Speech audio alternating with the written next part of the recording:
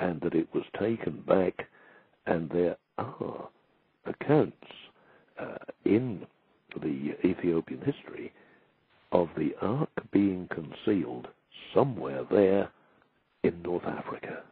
And it's a marvelous possibility. There's a place called Axum, A-X-U-M, where it is believed that the Ark of the Covenant is kept by a special religious guardian. And, short of going in to investigate in the sort of Harrison Ford tradition, it can't be proved one way or the other. But there is a very strong possibility that the Ark left at the end, it left Palestine, it left Israel, at the end of Solomon's reign, or very close to the end of Solomon's reign, and was entrusted to the son who had been born to him by the Queen of Sheba. That is a great story, and of course, we're going to have more of them to come. You are listening to the Access Stevil Show with Steve Perry and our special guest, Lionel Fanthorpe. And we're going to take a quick break here. When we come back on the other side of the break, I have more questions to ask him, more stories that he's investigated and covered, and we're also going to open up the phone lines if any of you listening want to call in and ask him a question about some story that you have heard in the paranormal. Chances are he's either investigated or knows a good bit about it. So we're going to come back here in a few minutes after this and resume our conversation with Lionel Fanthorpe. And we are back with the Access to Stevil Show. We have Lionel Fanthorpe as our special guest this episode. And Lionel began his career back in the 50s. He's been on British TV just about everywhere. And I don't know if you're aware of this, Lionel, but there is a group on Facebook, which I found and joined up. You were talking about, and I don't want to pronounce this wrong, but is it 410 TV? Yeah, 410 TV, yeah. There is a group on Facebook of people who want you back on that show.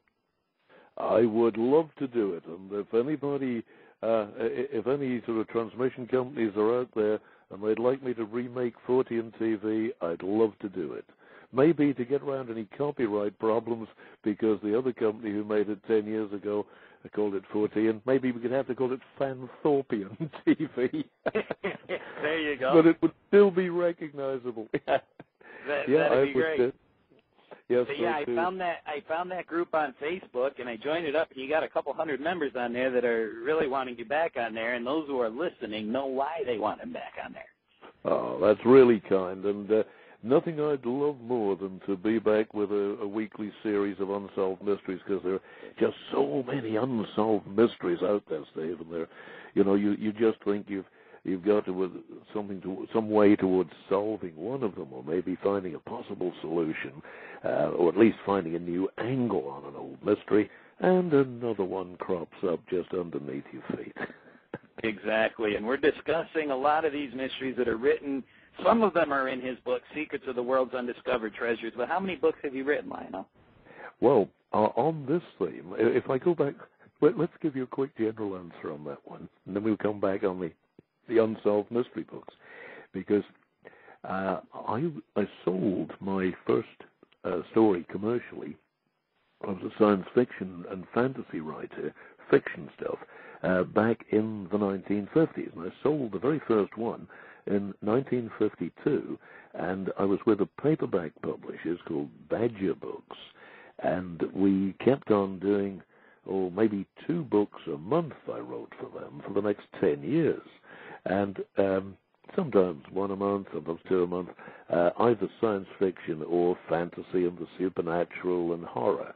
And I wrote maybe 150 titles for them before they decided to close the business in about 1964 or 5. And then I've written, as a priest, a number of religious books as well. I wrote maybe 15 or 20 religious titles for another company, and then from there, I thought, okay, let's put some of the research that we've done in the unsolved mysteries into book form, and counting the ones that you and our listeners would be interested in, I think there are 15 or 16 of those, and they cover the world's greatest unsolved mysteries. Done a whole one on the Oak Island money pit, and then there's this newest one that we've been talking about, the treasure mysteries. There's mysteries of the Bible. Another one about sort of ghosts and apparitions that people have seen and reported. So that one was called Death, the Final Mystery. Then we've done World's Most Mysterious People, World's Most Mysterious Places, and the World's Most Mysterious Objects. And there's a whole lot more where they came from, and I'm looking forward to another commission so I can so we can get another one onto that list. And where's the best place for people to go get your books?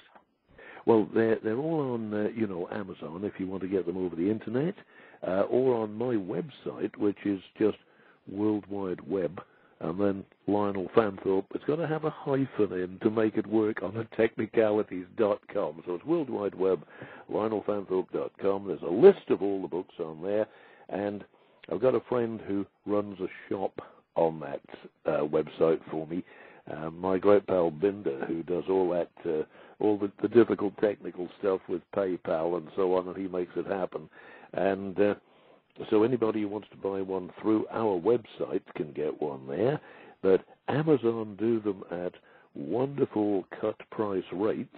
And what we're always happy to do, if a friend has bought a book at, shall we say, the most economical cost through Amazon or one of the big booksellers, you can get them from any local bookstore or direct from Dundurns in Toronto. We'd be happy to supply them. We will always, if, say, a friend in America or Canada buys a copy and would like a signed copy, if they just email us, then with the postal address, we will send a signature with a stick-on label and say, if it's a guy called Larry, we say, to Larry, best wishes, and sign it, because Patricia and I co-write them, we both sign it for him, and send him an adhesive label with the signatures on to go in the front of the book. Well, that's awesome. We've got your site linked up, too, over at theaccessofstevilshow.com to help people get to it. And those of you who are listening to the show live, you can click on, there is an image of his book, and you can click on that and purchase it from Amazon there, too. So, Secrets of the World's Undiscovered Treasures. We got any treasures lost at sea? Well, let's have a look. There are some, of course, they're all over USA, and I'd like to, let me just have a quick look through the chapters I've got here. I've got a copy of it in manuscript form in front of me, so let's have a look and see where we might have some. I'm going rapidly through the manuscript because there are so many in there. I can't hold them. I can't hold the whole lot in my memory, much as I would like to. Now let's just flip a few pages, and maybe while I'm flipping the pages here, I can tell you one of the stories that appealed to me most of all, and then I'll find the nearest that I can, for your part of the USA, and this comes along with in what is now Ecuador, from the little town of Quito, Quito, down in South America. And there was an amazing guy. I think the story appealed to me so much because he was also a priest. And at the end of the 18th century, early 19th century, if we look at a period like about 1810, when piracy was coming towards its, shall we say, it was past its peak.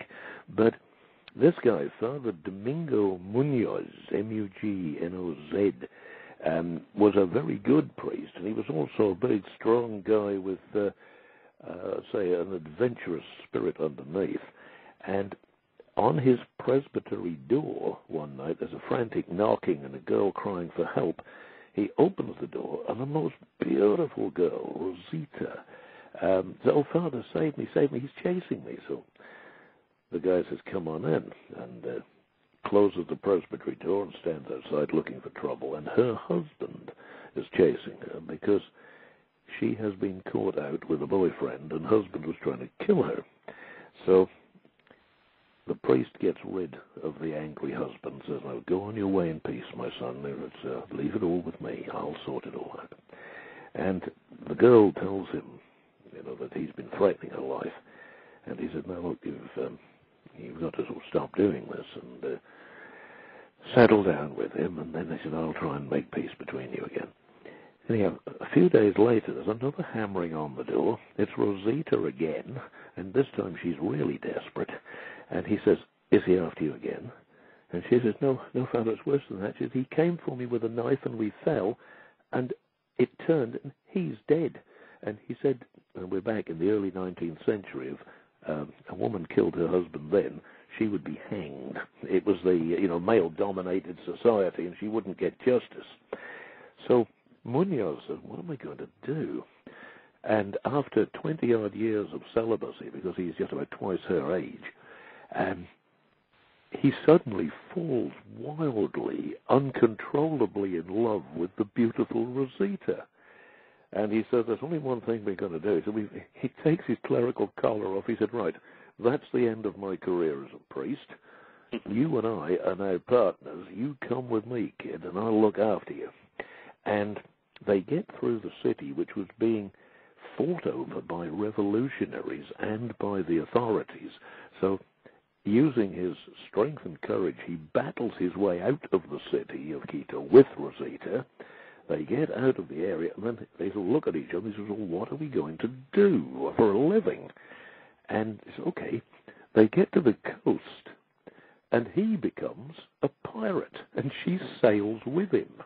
And within a very few years, from being Father Munoz and a very good and sincere priest, he becomes Captain Munoz, who was one of the most feared pirates, although he still has his moral attributes. He'll steal, but he's very reluctant to take life. If he takes a ship and takes their treasure, he'll see that they all get safely to the nearest port. He becomes a sort of benign pirate in as far as such a thing can exist. And one of the great mysteries is, after they've made enough money to last them for the rest of their lives, he and Rosita leave the pirate ship, hand it over to the other pirates, and go off into the countryside. They're in what is now Ecuador, and live out the rest of their lives happily and peacefully. But what became of their treasure? They would have taken far more than they needed. So somewhere not far from Quito in Ecuador, if the story is historical, and it seems to be, the former Father Munoz and his beautiful young wife have left behind them a big load of treasure. And that's one I'd like to go and look. But it just appealed to me that there was a priest who became a pirate chief.